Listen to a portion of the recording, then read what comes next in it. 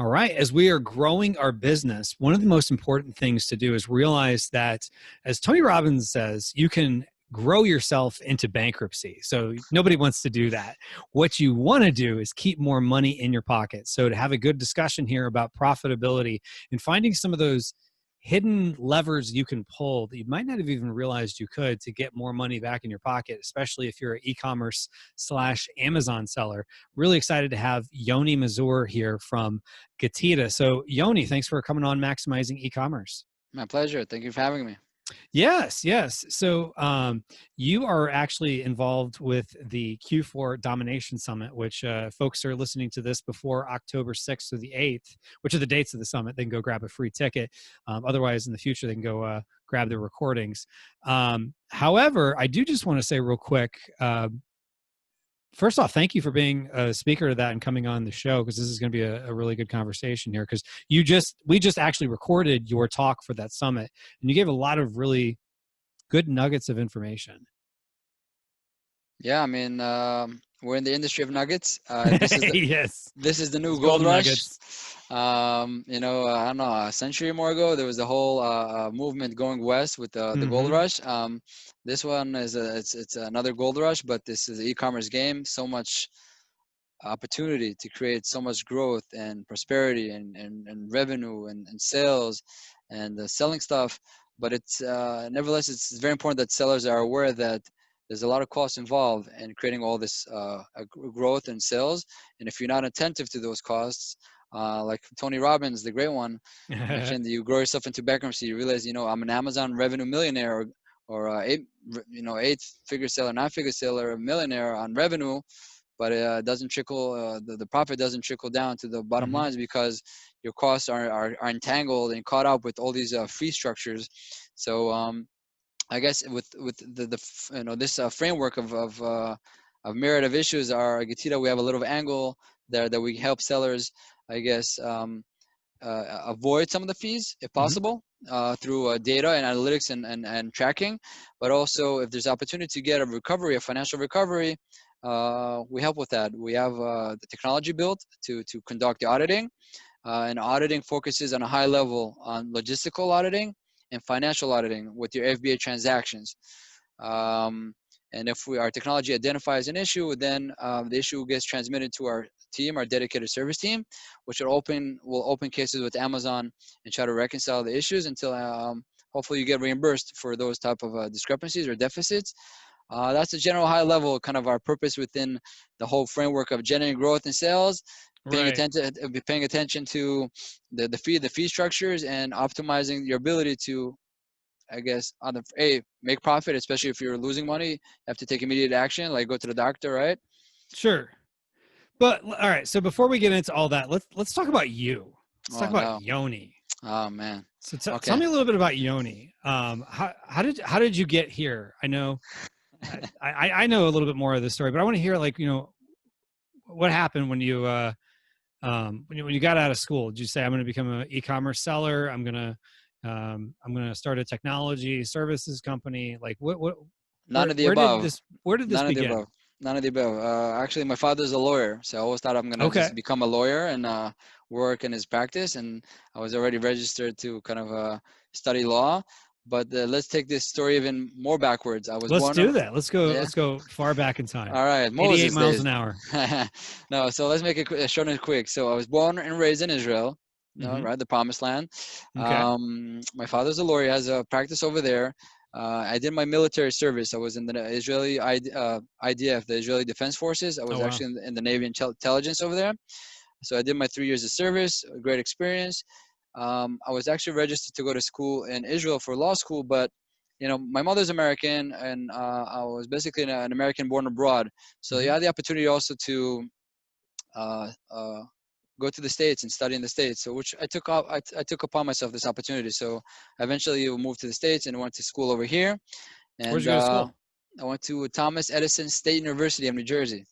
Okay, cool. Yeah, test you, shout out.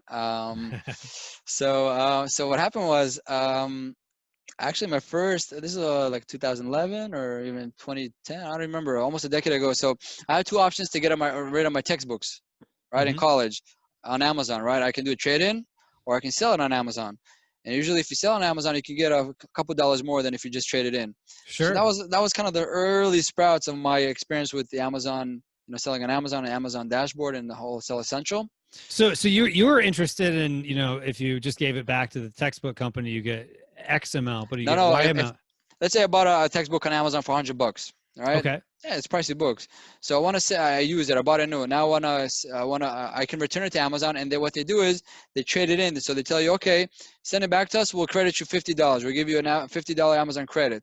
Okay, that's one option. Okay. Yeah. Yeah, just trade in, right? And then you can use it, take the $50 and you can buy another book or whatever you want on Amazon, right? Mm-hmm. Okay, that's a monetary value.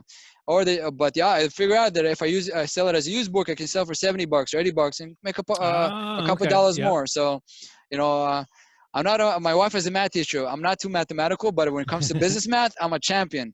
We're actually opposite. She's really good at mathematics, teaching like the theoretical stuff and concepts. Sure. But when it comes to business, she doesn't understand anything. And for me, if you we won't tell you said that. I tell this all the time and we laugh about it. If you explain to me how you can make some profit or money out of something, I understand any math in the world, quantum mechanics, whatever it is, I'll understand. If it makes sense to me, just put a dollar sign in front of it. Yeah, that's how you make a profit. Okay, I got it. It's business. Okay, good. That's how you do business. But when you talk to me just in concept, it doesn't really tell me how there's monetary translation into this. I get bored. I have no patience. So I figured out, but that wasn't really the beginning yet. So actually back in those days, eBay was kind of the main platform. Mm-hmm. So, I realized there's opportunity to sell stuff on the side. So whatever I can get my hands on, I used to sell on eBay. Then what happened was I met today he's my partner for all these years. And he's one of the co-founders of GETIDA. He's the CEO of the company, Max Boren. So he was doing accounting. I was doing distribution and sales for a nutritional company. So on the side, we were selling stuff on eBay, whatever you can get our hands on. And then Amazon was kind of up and coming. So we said, this new platform called Amazon, let's try it out. It seems like, it's up and coming. Mm-hmm. So we did. And what happened was everything we threw into the platform just sold like hotcakes. It was like, very, very quickly, we grew from 0 to 6 million and from 6 million to 12 million, 12 million to 20 million, all from scratch, from zero. And then we kind of partnered with a larger group that all together as a group, we did like 100 million. So it was all like lightning speed, and I like, so that kind of took my life away into a new dimension, and captured me and Max. Obviously, Max left accounting, I left my other job, and we're just spending our time and talent in the e-commerce space. So initially as retailers, and what I mentioned to you also, I think in our presentation, was that GETIDA was born from that experience, because as we scaled up, we had to develop the ability to track and audit everything that's happening with the FBA transactions, right? I still remember the first shipment that we ever shipped to Amazon to FBA. It was like $10,000, and we're very afraid of, like, send it to a fulfillment by Amazon Center. Right, at the time, nobody knew. Today, Amazon is a $1 trillion company. It's a power brand. Everybody knows it, so there's no question about it. But for us, it's like I'll tell you, there's an upcoming company from Portland, Oregon, that's doing e-commerce. You want to send your stuff into their warehouses? Maybe. Our action was maybe, right? So what we actually did before we shipped the units in, we opened their terms of service and their policies. Because we were worried if they're going to lose something. It was the price point for these items were like $120 plus per item. Mm-hmm. So we're very cautious, right? So is this insured? If it's something gets lost, damage, destroyed, is there going to be a policy that you guys do? So we called it in. We went over the policies, and we realized that for every unit up to $5,000, there's insurance. There's FBA. It's insured under the FBA reimbursement policy. I don't know if sellers know that. Wait. Yeah. I never knew the actual policy. So how is it worded? So if you have a expensive phone that costs $4,999, and you send it to Amazon's warehouse and they lose it or damage it or anything happens, they'll give you a reimbursement. But if it's worth $5,000 per unit, and if it's worth $5,000 and 1 penny, and they lost it, you're out of luck. Wait, so you're completely out of luck, or you're out of luck for that penny? No, out of luck. Nothing. You get nothing. That's how they framed it. But nobody really sends anything that's worth more than $5,000. I haven't met the seller has the guts, right? So I think we peaked our most expensive FBA products back in the day were up to $4,000. We never crossed that threshold. Right, like a TV or something like that. Not even, no, we're doing a lot of watches and jewelry in early days. Oh, okay. Yeah, less electronics. We did TVs. It was horrible. Things were being cracked and damaged all the time. It was hard to do FBA. But yeah, essentially we became like a little Macy's. We're like a department store. We're like, selling like almost every imaginable category. So yeah, it's our first shipment, $10,000. We called it in. We went over for every single item, every single policy line, and lo and behold, the first shipment we sent in, things got lost.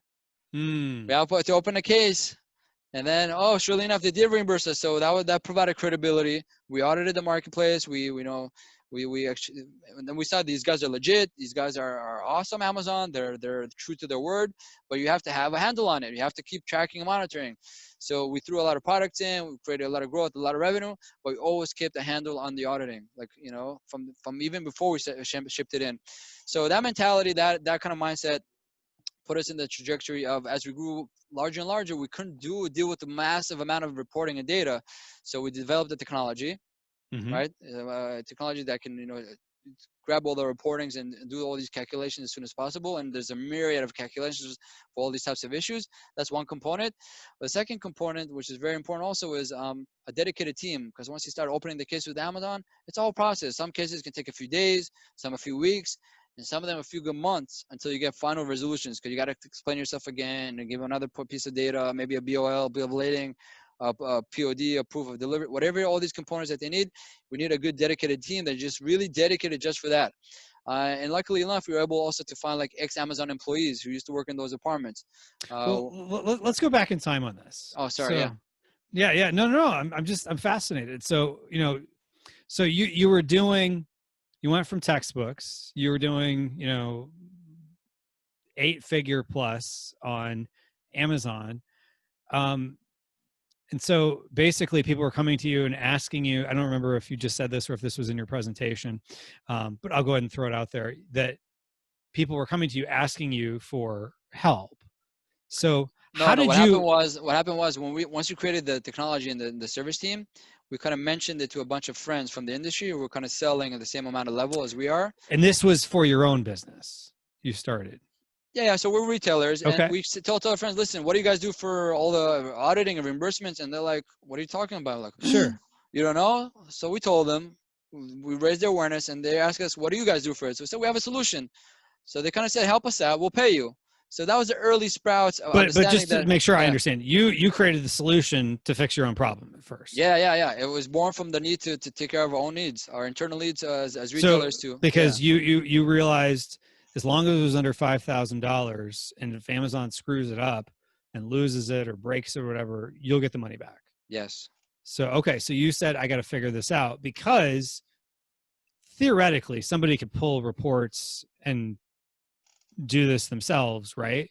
But it's not that simple. Like, how many things could they be reimbursed for, out of curiosity? So there's a myriad. So what's interesting with this is, I'll touch a few basic examples so people have some context, but there's a myriad, there's a rainbow of issues. And what's funny is that over time, we discover more and more issues, because what happens is we have thousands of clients, and we're very passionate about them coming to us and showing us new things that happen. So when we have a client that comes to us and says, yo, GETIDA, check this out. Look what happened. We go like, whoa, show us what happened. So what happens is we see a new type of issue, a new type of problem, and we're very passionate about helping them solve it, face the challenge. And hopefully if they solve it, we're able to get them reimbursed.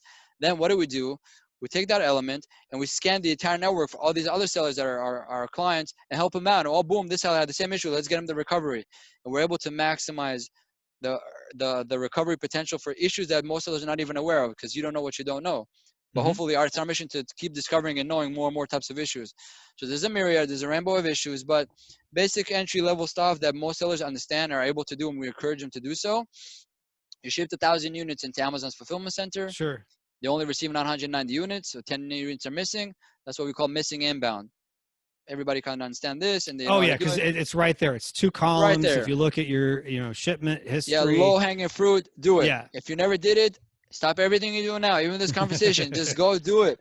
And Amazon this shipment is off by X number. Yeah, it shows you. You should have this shipment ID.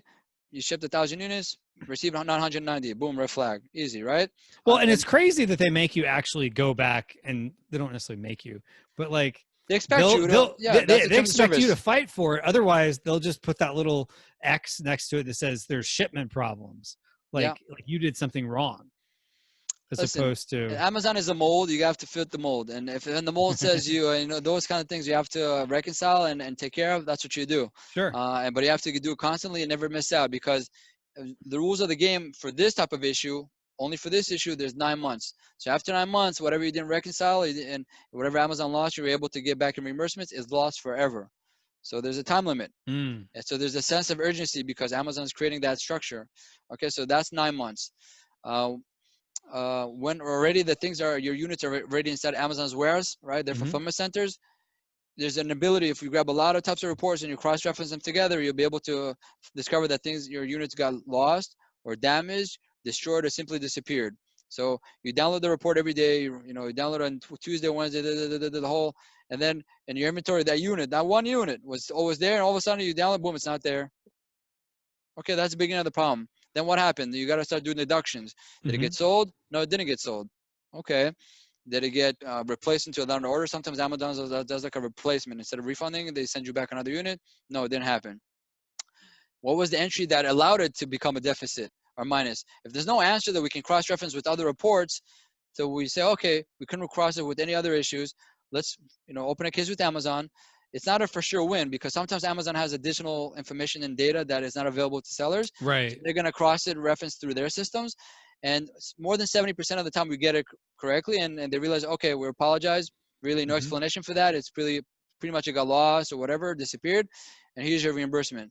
So Amazon's very good with that. It's very fair with that. And just to add to more context, when Amazon reimburses you for those types of issues, they reimburse as if you sold that unit on Amazon. So, which is kind of very nice of them to do, because you don't only get your money back, the money you invested into the inventory, you also get your profit back. So Yeah. So walk through the math on that. So if there's something that's like I would have sold it for $20.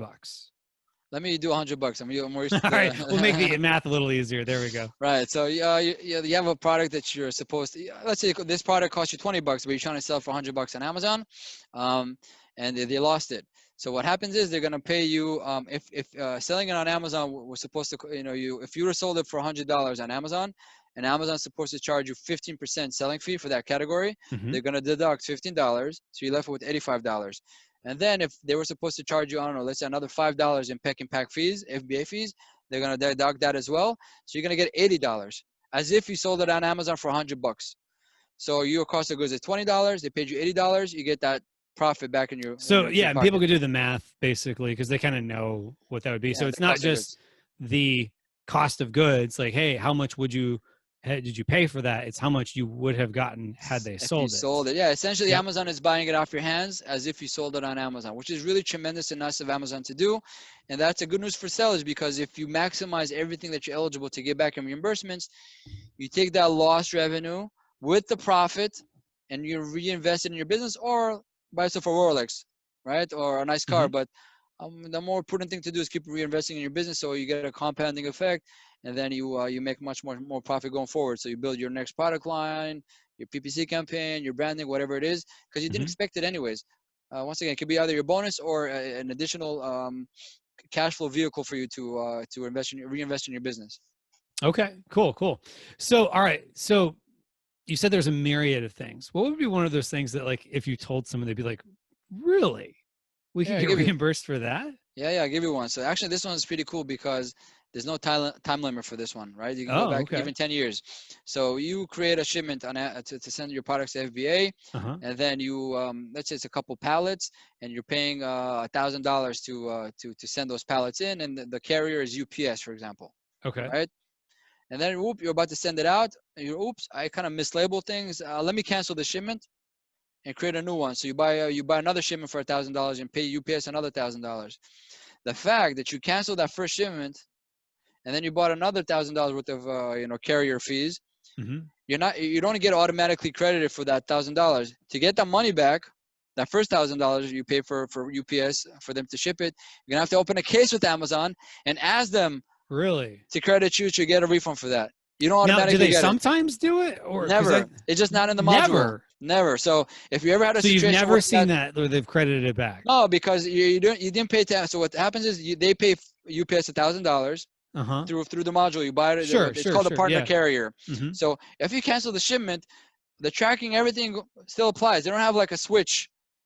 It doesn't automatically reimburse you. So a lot of, or credit you. A lot of sellers in the mindset, they think it's a loophole. Basically, it's like a dark corner. Nobody realizes. It's just awareness.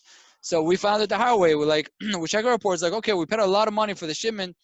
We canceled it. Where's our money? Why is it not back? Once in a while, you have to be very granular and into the details to discover those elements. That's what we did. So we realized, yo, that $1,000, we canceled the shipment. That's not how you get the money. The way you get the money is actually open a dedicated case, give them the case ID, give them the tracking number, tell them, guys, I canceled it. Please process the credit. And that's how you get your Right. money back. Because they should be able to see that. You would think No, that they see that right would. away. So even if it's 10 years old, like, oh, we apologize. You're right. We paid 1,000. We took $1,000 for you. We're supposed to pay it to you, UPS. We never did. It's like, stuck in between. No, we just It's kind like of a kept black it in our box. pocket. Sorry. Our There's millions of mistake. dollars or probably more stuck in those dimensions. So this is a free tip. If you listen to this, you sold for a bunch of years on Amazon, and you have a fair decent volume, and you ever experience this type of issue where in the middle of the shipment you realize you already paid for the shipment, but you never took action on it. There's an opportunity for you to Yeah, recover funds over this there. isn't necessarily where you just approve like the location, but like you're going to the final screen, putting in weights and dimensions, how Exactly. much per box, if it's per box, and Yes. then like it gets down, it gives you the total of what you pay, and you approve it, Yes. and And then then you you cancel say, it. "Oh, So never mind, I'm not going to do that." So I mean, somebody could just go into like their shipment history and just look for that's deleted all you got to ones to do. see Yes. how far Yes. it Yes. went. Absolutely. Interesting, It's interesting. tedious. It's granular, but the opportunity, go do the checkup. That's what a good auditor is. He just That goes into the details of every little nitty gritty thing, and finds that's opportunity worth to get a the recovery. that's worth the cost of admission of listening to this episode just in itself. Wow. Yeah, I'm gonna add that to my list of things to do. So that's awesome. Okay. Yeah. All right. So going back to the story. So you realized that there are all these different ways that you could get money back in your own business, and then you started developing your own in-house stuff. And I know we've had other guests on who kind of started off with their own in-house thing and then ended up offering it some other way. So you decided you wanted to um, help others and then just take like a percentage of what you helped them with since you had the team. So like how long were you doing that? Like were both selling and kind of this was a side hustle? Yeah. So it started as kind of as a sidetrack. And our first clients were kind of friends from the industry, Mm-hmm. and that was growing organically for like 2.5 years. Sure. But it was growing so much to such a degree that we kind of started, my partner and I, we started asking ourselves kind of a question. We felt like, with retail, we kind of reached into a bunch of accomplishments. We feel very accomplished. um, we can always go back to this. Nobody can really take away what we know how to do with Right. retail. Right. We know how to play this pretty aggressively and the highest levels. But this technology and services with the GETIDA, how far can we stretch this? How far can we take this? And this is a different breed, a different animal, because once we did eventually made that switch and to say, we know what, we're doing GETIDA all in and we're cashing out of retail, Mm-hmm. overnight, all of our competition slash enemies kind of became our friends. Because they were right, all these other sellers that were competing on price, on product, whatever it was. And now we can just say, hey guys, let us help you out. We could give anything that was non-power to empower you. We're going to give you that. Obviously with reimbursements, with auditing. But once you become a client, you also become like in our community. So we can share tips with you. And if you're stuck in that $5 million mark in your business, you want to break it to the 6 or 7 or 10 million. We've been there in that milestone. What do you need? Is it funding advice? Is it logistics advice? Whatever it is, or it becomes very friendly. So it took another purpose and a lot of soul. It was very Mm-hmm. interesting for us, and it was a totally different angle and very refreshing angle for Max and myself to experience, and really being able to help so many businesses from all the pain and agony that we experienced as sellers, with all with all the growth that we experienced. So we took a leap of faith, and since then has been very, very successful. It's been What did it a feel good like ride. when you closed the deal, like signed on the dotted line and got paid for selling what was Oh, your I didn't. baby? I didn't cash out like an exit. I literally just sold all the inventory that we had in our portfolio. Took a little while, Uh-huh.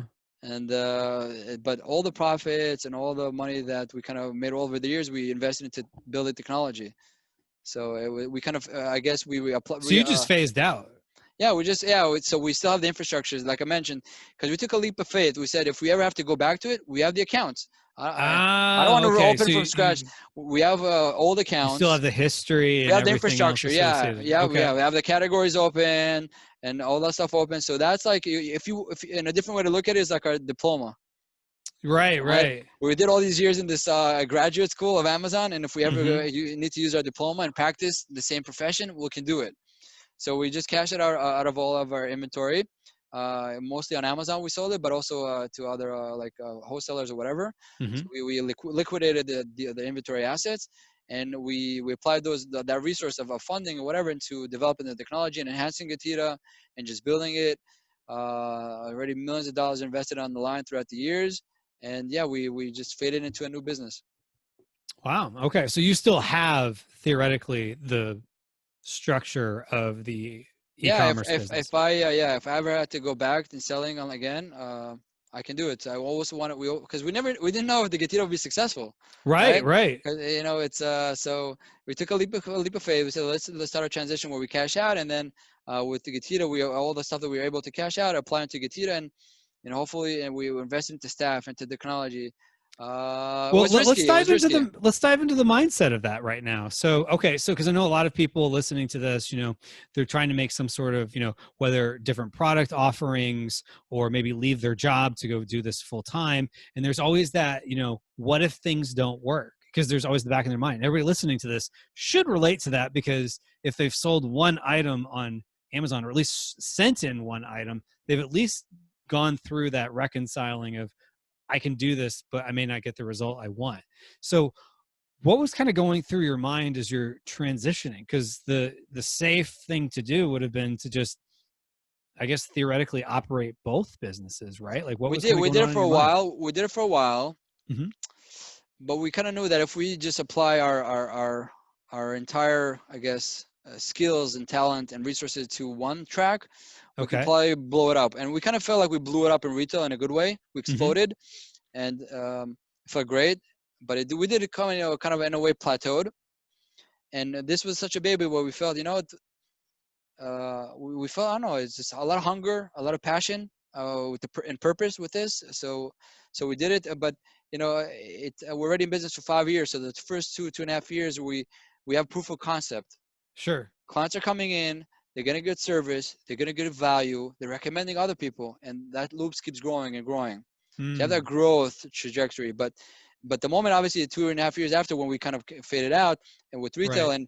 and really pushed it in, that growth became like, just because we're available for that. I can Hmm. take calls day and night, just handling this instead of retail stuff. Retail is very demanding. It's Yeah. honestly really extreme. Like I'm telling you, when we were doing retail, like 20 million plus a year, which is very hectic. There's Hmm. almost no time to kind of really have a life almost, but not to mention another side business where you want it to be the best in its class and take leadership. So once we really faded the retail out and put our minds and soul and really everything that we got into this, exponential, it was exponential, and we felt it really strongly. It was like almost like a fire. But Right. there's no guarantees, no certainties, but we have some indicators, proof of concept that we're doing the right thing. Um, there's something really here. We feel it, we can touch it, but we know if we put, it's almost like coals. If you blow more air in it and put more wood, it's probably going to go into a larger fire. Okay. But that air and that wood is your resources. It's your time and your money. So once you Yeah. apply that time and money, And focus. yeah, and focus, definitely did the trick. Same thing it did for retail. I want to remind you that Max was doing accounting before retail, online Sure. retail, and I was doing distribution and nutritional stuff. Um, we were also blowing like this high, like it was on the side. So we also took a leap of faith, Mm. leaving our old job. So that Right, right. we saw proof of concept. This Amazon thing is working. You put product. What if you put more focus, time, and energy and resources in this, and you blow it up? That's what happened. First of all, if at the beginning we're selling a couple $100, a couple $1,000, tens of thousands, and the moment was kind of reaching into the hundreds of thousands, I said, Mm. okay, let's start detaching. No guarantee it's going to continue. It might even decline. We Right. took that leap of faith, and then it turned into millions. And then we partnered to a larger group. As a group, we were doing like 100 million. It was like almost like corporate America-ish. Um, And then this little breed of life started from the own needs internally, and it took another form a few years later, where we spun it off into its own independent thing. Uh, looking back, I don't know how it happened. I'm just all of a sudden I'm here in this chair talking to you. Yeah, yeah, yeah. But I Well, think I clearly mentioned this. something went right. So Yeah, I think I mentioned this to you earlier. It's I really honestly believe in incremental improvements over time. Every day, just a little bit more. Every day, just do something a little bit more for your business that you can enhance it and make it better. Your product, your listing, whatever it is, all these components. There's so much. There's so much.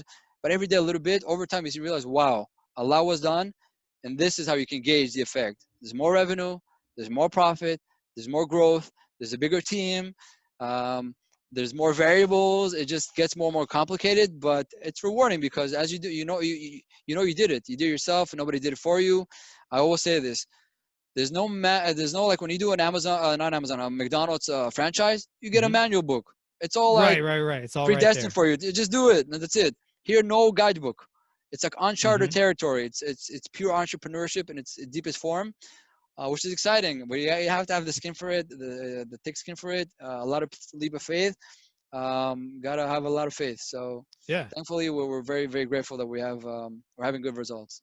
Well, let me ask this question. So, you know, a lot of people listening to this are looking to scale, whether they're, going from, 100,000 a year to 300,000 a year, or a million a year to 3 million a year, or 10 million to 30 million, or whatever that number is for the folks listening.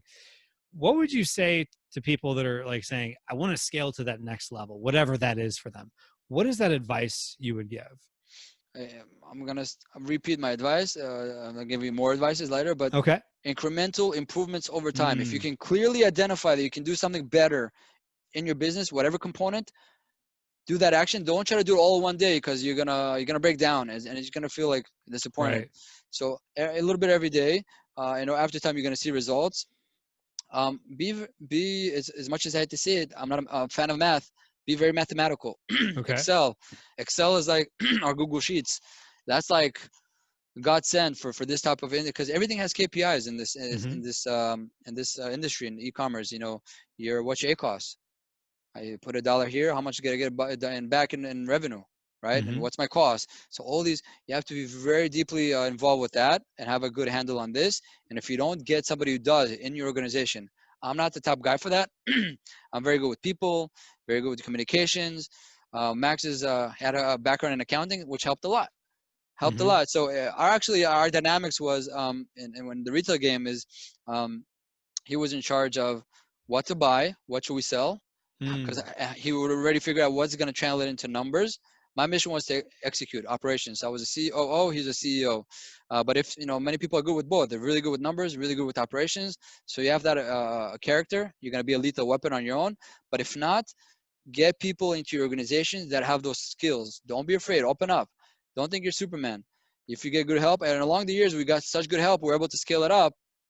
We couldn't do everything alone. At our peak, we had like more than 20 people in our organization. Logistics, accounting, customer service, product research, all that stuff. And you start to scale up. And that it's harvesting talent is a big component of it. We couldn't do it, just the two of us. So scaling over time will probably require you to open up your mindset, delegate, find talent, develop talent, invest in it, and really realize that you are a business person with and you're a professional. It's not a hobby. There is that transition where side gig hobby where that's it. This is what I do for a living. I got to be a pro, because if I'm treating this as a hobby all this time, one hit and you're knocked out, what are you gonna do for a living? So professional by definition is constantly able to, like a pro, right, to take hits, take injuries, whatever I it get is. knocked down, but I get up Get knocked again. always. I'm a big believer the ability of taking punches, and hard punches. It could be suspension. It could be this craziness and FBA restrictions. It could be lack of funding, like real entrepreneur business stuff that you need to be able to overcome with as soon as the challenge hits you. Because it's not a hobby. You don't want to be out of the game, because if you're successful, it's going to reward you. You're going to get a better life, a better house, a better car, a better education for your children, whatever, all these components that's pretty much the end result. Don't just do it to say, hey, I'm a millionaire or whatever. Right. It's just supposed to have a good purpose. If you have a good purpose, even if you're just very charitable, you want to donate, it's fine. Always have a good purpose behind it. That's a good advice that I have also, because as long as your value structure is in a good in a good place, in a good position, and Mm-hmm. you have a good compass, you're always going to be driven for success, I believe, at least. So let me kind of summarize the triangle. We got incremental improvement over time, the need to delegate and open up and harvest talent, and have a good purpose behind it. Really, when you're selling products, Mm. who's using it?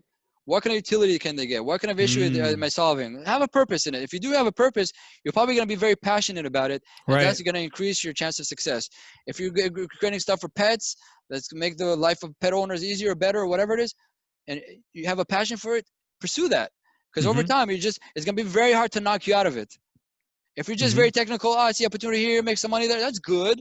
If you have really a good lubricated team that you can add on, start Mm-hmm. something with Pat. You see a clear, you identify something, you're passionate about it, that's going to drive your success. You can build an infrastructure. And once that build, then try to add on, and then try to be more technical. This seems like I have a good research tool. This seems like a good opportunity to make some more bucks on Amazon. Okay, add it to your infrastructure. You have already kind of a spinning wheel. But if the core of it, your core is built with a good purpose and a good value, it's probably going to be hard to knock you out, and you're probably better positioned than anybody else. Awesome. Love it. That's so good. Because, as they say, with a strong enough why, you can do her anyhow. Yeah. I don't know Why am who I I would doing credit this? that to. Maybe it was Nietzsche or Nietzsche, yeah, it's Tony good. Robbins Why am or I doing this? somebody. Yeah, like why am I doing this? When you get all these bruises, that's why I'm doing it. If you have that, Mm. that's why I'm doing it. You'll probably overcome. If you don't know, you don't have a good answer. Like, screw it, I'm out. Love And your maybe mindset there. Love your mindset there. All right. So let's start getting out into the profitability, which I'm going to promise um, in the title of this episode. So now when it's time to start looking into profitability, we talked about Amazon has, a terms of service, which I didn't realize it was up to $5,000. So if you're deciding to list something on per FBA unit. So if you're per sending unit, in, yeah. So if you're sending $1 million worth, and every unit is worth $4,000, each one is covered. So you're good. right? So if you're deciding whether it's $499.99 or 5,001 penny, that might shift your how much you're going to sell it for. Yeah, So if, all if right. your product is worth more than 5,000, what we did was we kept it in a safe. We sold it fulfilled by Exactly. merchant. You put a Right. signature requirement, Right. above 21 years of age, Hmm. or whatever you can do to make sure that they really got successfully delivered. Yeah. Yeah, exactly. Okay, cool. So all right, so let's just talk a little bit about, people could theoretically, I know you gave some examples earlier of how people could go in and, look for, like, the old shipments that never actually happened, which it's eye-opening for me. Or, just look at how many you sent, how many did they say they received. And so don't just take it of, you acknowledge that you sent the wrong amount and then click the little checkbox and move on, that you can put No, in a if you case for know it. that you sent 1,000 units because you know your game and you know who the team you're working with, and they only received 990 units, take action. Reconcile the right way. Don't just don't take it from God and send. Everybody makes mistakes. It might Yeah. be you, it might be them, but at least give it the attention it needs to research. What might be a tip you'd give to someone? Because, when Amazon does respond and says, nope, we're not going to give you the money back. Yeah, it's usually not like that. It's not like in a Well, violent or I'm aggressive way sure like that. it's, Yeah, I'm sure it's a it's little more like, friendlier. yeah. Usually the dynamics is like it's very much almost like a legal discussion. It's listen, under our FBA reimbursement policies, this is what you're kind of eligible to get reimbursed for. So it doesn't really fall under those policies. Therefore, we decline, right? So you can let it decline or get rejected and you move on. But if you reopen the case and kind of explain the situation again, and which shows them that it actually does connect to one of those elements in their policy, Mm, and say, no, this is how it connects, because something that's very legal. It's like terminology. Because right. this and this happens, it means that this and this happened, and if this and this happened, it's under the policy, I can get reimbursed. This nuance, yeah, that's when your legal training might help. But it's the wording, it just has to fall under their policy. And so if you open the case and say, this was an issue, give me money, he's going to have a hard time. But if you say, hey, open the issue, explain what happened, and say, because this happened, it's under this category, which is eligible, please Hmm. look into this. And they do. They can clearly identify connectors. So, okay, we apologize. Here's your reimbursement. That's usually an element inside the dynamics. Okay. So that makes sense. All right. So if someone's listening to this and they, want to, do this on their own, or if they want to hire someone to do it, and they said, you know, hire. Let's just let GETIDA do it. Where would they go to find out more information if this is the right fit for them? Okay, so it's free to join GETIDA at any time and any stage that you are in your Amazon business. If you just started or if you're a top 100 seller, free to join.